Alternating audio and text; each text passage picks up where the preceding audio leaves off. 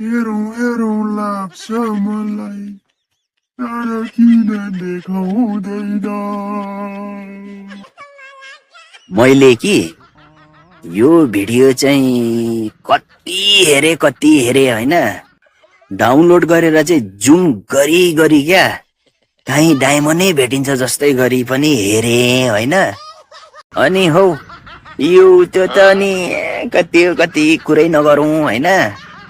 अनि चाहिँ अन्तिममा चाहिँ कान्छीले हौ कटु पो लाछन् कि छैनन् हौ भित्र भनेर पनि यसो जुम गरेको थिएँ।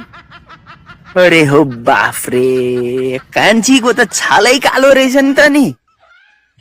औ लाख्यौ नरिसाउ है कान्छी, अब तिम्रो छालै कालो छ।